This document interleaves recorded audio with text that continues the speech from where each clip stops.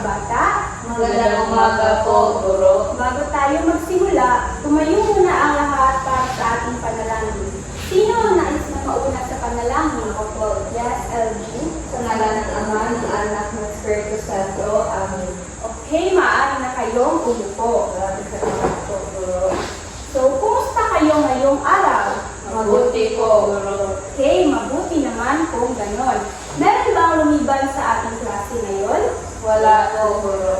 Okay, mahusay. So dahil kumpleto tayo ngayong araw, bigyan natin ang ating sarili ng magaling rap. Okay? So tumayo ang lahat. 1, 2, 3, go. 1, 2, 3. 1, 2, 3. Magaling, magaling, magaling. Okay, maaari na kayong umupo. So bago tayo dumako sa ating bagong aralin, balikan muna natin ang ating nakaraang aralin. So, pinag-usapan natin ang tungkol sa kultura at tradisyon. So, maaari ba kayong magbigay ng halimbawa ng kultura? Yes? Pagkain, isuotan, pista at sayo po. Okay, tama. So, ngayong araw ay mas pag-aaralan pa natin ang tungkol sa kultura sa pamamagitan ng mga sayaw at pista sa Luzon at Mindanao. So, mga bata, may papakita ako sa inyong mga larawan. So, tingnan ninyo itong mabuti. Ito ang unang larawan. Ano ang nakikita ninyo sa larawan? Mga makulay po na kasuotan, teacher. Okay, tama. So, ito ay ang Panagbenga Festival sa Baguio City. Paano naman itong ikalawang larawan? Ano ang nakikita ninyo dito? May mga makukulay na costume at dekorasyon po, teacher. Okay, magaling. Ito naman ay ang Pahiyas Festival sa Lukban, Quezon. Tingnan mo ninyo itong ikatlong larawan. Ano ang nakikita ninyo dito? May mga tao na ng basketball. Okay, very good. Ito naman ay ang Kadayawan Festival sa Davao City. At ngayon, ito ang panghuling larawan. Ano naman ang nakikita ninyo? May mga taong sumasayaw at nakasuot ng katutubong kasuotan po, Guro. Okay, mahusay. So, ito naman ay ang Kaamulan Festival na mula sa Bukidnon. So, ngayon, ano ang napansin ninyo sa mga larawan? Yes, LG? Makukulay po ng mga larawan, teacher. Okay, mahusay. Nakadalo na ba kayo sa isang lista? Opo. Okay. Ano ang nakikita ninyo roon? Yes, LG? Nakakita ko ako ng mga taong sumasayaw at kumakain ng sama-sama at may mga dekorasyon at parada po, Guro. Okay, magaling. So, bakit kaya mahalaga ang mga pista sa isang pamayanan? Yes? Dahil masaya po nito ang mga tao at ipinagpakita po nito ang kultura ng mga tao. Okay, mahusay. So, mahalaga ang mga pista dahil ipinapakita nito ang mga paniniwala, kultura, tradisyon, kabuhayan at pagkakakilanlan ng mga tao. So, mga bata, basahin muna natin ang ating mga layunin sa araw na ito. So, pakibasa ang ating mga layunin. Natutupo ang iba't ibang misa at natutubong sayaw sa Luzon at Mindanao na ipapahayag ang pagpapahalaga sa mga pista at natutubong sayaw bilang bahagi ng kultura at pagkakakilanlan ng mga Pilipino. Nakapagpapakita at nakapagpaliwanag ng mga larawan sa pista sa Luzon at Mindanao sa pamamagitan ng pangkatang gawain. Okay, mahusay. So, ang ating aralin ngayon ay tungkol sa katutubong sining, sayaw at pista sa Luzon at Mindanao. So, sa araw na ito ay pag-aaralan natin ang tungkol sa mga pista sa Luzon at Mindanao. So, aalamin natin kung paano yung pinapakita ng kultura ang pamumuhay, kasaysayan, kabuhayan at paniniwala ng mga tao sa isang pamayanan. So ngayon mga bata, magsimula tayo sa pista sa Luzon. So ang unang pista sa Luzon ay ang Panagbenga Festival. Galing ito sa Baguio City.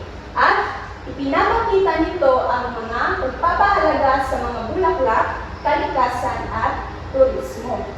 Ang pangalawang pista naman na galing sa Luzon ay ang Pahiyas Festival. Galing ito sa Lokban, Quezon, Luzon. Pasasalamat sa masasaganang ani ang pinapakita ng fiesta na ito. At ang pangatlong fiesta ay ang Gigantes Festival. Galing naman ito sa Angono, Rizal, Luzon. At ipinapakita nito ang malikhaing sining at debosyon.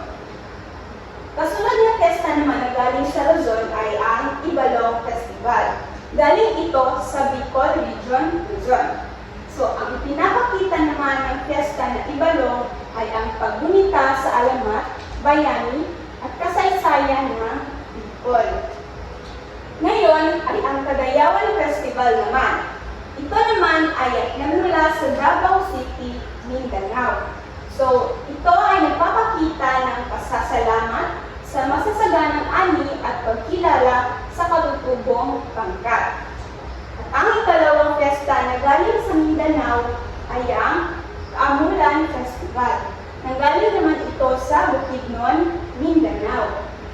At ang ipinapakita ng fiesta na ito ay ang pagpapakita ng kultura ng mga katutubong tribo. Okay. So, ang kasunod naman yan ay ang Tuna Festival. Nanggaling din ito sa General Santos City sa Mindanao. At ang pinapakita nito ay ang pagpapahalaga sa kabuhayan at industriya ng tuna. At ang panghuling piyesta ay ang Lanzones Festival.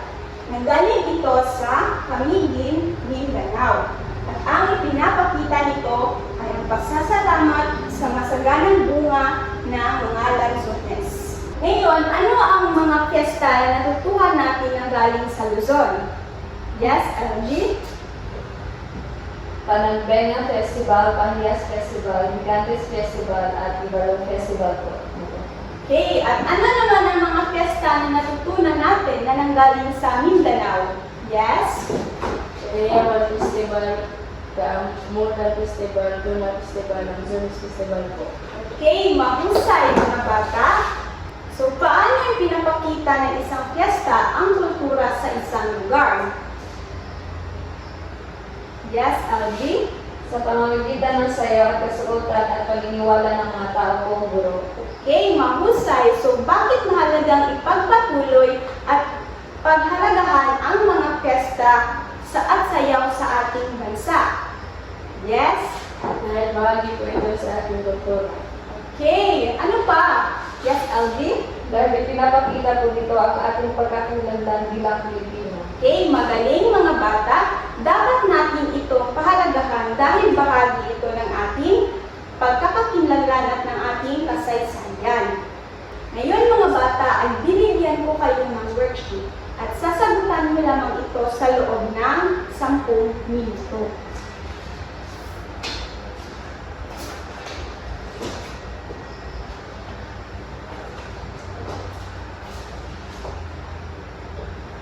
Tapos na ba kayo mga bata?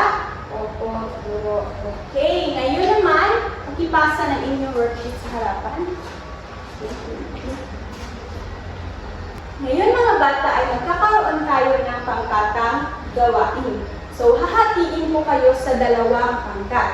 Ito ang pangkat isa, ito naman ang pangkat dalawa. So, ang inyong gagawin ay pipili kayo ng dalawang piyesta na mula sa Luzon at mula sa Mindanao na nakalagay sa loob ng envelope na ito. So, ang pangkat isa ay pipili ng dalawang piyesta, isa sa Luzon at isa sa Mindanao. At ganun din ang gagawin ng pangalawang pangkat. Okay? Sa inyong presentasyon ay dapat ninyo itong gagawin. So, una, dapat ipakita ang larawan ng piyesta mula sa Luzon. At ipapakita naman ang kasunod nito ang larawan ng piyesta mula sa Mindanao. At dapat ninyong ibigay ang pangalan ng bawat piyesta at lugar kung saan ito ginaganap.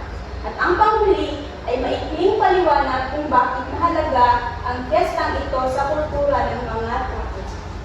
Okay, handa na ba kayo mga bata?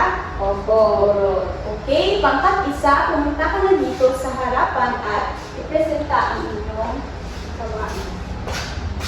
Magandang umaga po sa lahat. Kami po ang pangkat isa. Ang una naming larawan ay ang Gigantes Festival sa Agono, Rizal, Luzon. Ipinapakita dito ang maikling sining at debosyon. At ang pangalawa naman ay ang Pesta sa Kadayawan Festival sa Davao City, Mindanao. Ipinapakita nito ang pasasalamat sa masaganang ani at pagkakilala sa mga katutubong pangkat. Okay, magaling pangkat isa. Ngayon naman ay pumunta naman dito sa harapan ng pangkat dalawa at ipresenta ang inyong gawain. Magandang umaga po. Kami po ang pangkat dalawa. Ito po ay Pahiyas Festival sa Lokban, Quezon. Ipinapakita nito ang pagpasalamat sa masaganang ani. Ang pangalawa, Ito naman po ay Kaamulan Festival sa Bukidnon. Pinapakita nito ang kultura at tradisyon ng mga katutubong tribo. okay, magaling. Maraming salamat pangkat isa at pangkat dalawa. Okay, magaling. So, bigyan niyo ng mahusay clap ang inyong mga sarili. Tumayo ang lahat. 1, 2, 3, go. 1, 2, 3. 1, 2, 3. Mahusay, mahusay, mahusay. Okay, umupo na kayo lahat. So, naiintindihan niyo ba ang ating mga gawain, mga bata? Opo, guro. Okay. So ngayon mga bata ay may ipapakita ako sa inyo isang larawan ng piyesta. Pagmasdan niyo ito. So anong kultura o tradisyon ang pinapakita nito? Yes, Algie? Ipinapakita po nito ang pagsasama-samang pagdiriwang po, guro. Okay, magaling. At paano naman ito nakakatulong sa pagkakaisa ng mga tao sa pamayanan? Yes? Sama-sama po sila ng diliwang at nagiging saya. Okay, magaling. At bakit dapat pahalagahan ang ganitong uri ng pagdiriwang? Algie? Dahil bahagi po ito ng ating kultura at pinapakita po nito ang ating pagkakakilanlan bilang Pilipino. Okay, mahusay mga bata. Tandaan natin na ang mga pista at katutubong sayaw ay hindi lamang para sa kasiyahan. Ito ay nagpapakita rin ng kultura, kasaysayan, kabuhayan, pananampalataya, at pagkakaisa ng mga Pilipino. So, mga bata, ano ang natutunan ninyo ngayong araw? Yes, Algie? Natutunan po natin ang mga pesta sa Luzon at Mindanao po. Okay, so magbigay ng isang halimbawa ng piyesta mula sa Luzon. Yes? Ang Nagpay Festival po. Okay, mahusay. Magbigay nyo nga ng isang piyesta na nagmula sa Mindanao. Algie? Kadayawan Festival po. Okay, mahusay mga bata. Para sa inyong takdang aralin, ay kunin ninyo ang inyong kwaderno sa AP at kopyahin ninyo ito. So, magdala o gumupit ng dalawang larawan ng piyesta, isang piyesta mula sa Luzon at isang piyesta mula sa Mindanao. Sa likod ng bawat larawan, isulat ang pangalan ng piyesta, lugar kung saan ito ginaganap, at isang pangungusap tungkol sa kahalagahan nito. Ito naman ang pamantayan sa pagmamarka. Okay. Tapos na ba kayong kopyahin mga bata? Opo, guro. Okay, at dito nagtatapos ang ating aralin sa araw na ito. Tumayo na ang lahat para sa ating panalangin. Sa ngalan ng Ama, ng Anak, ng Espiritu Santo. Paalam at maraming salamat mga bata. Paalam at maraming salamat po,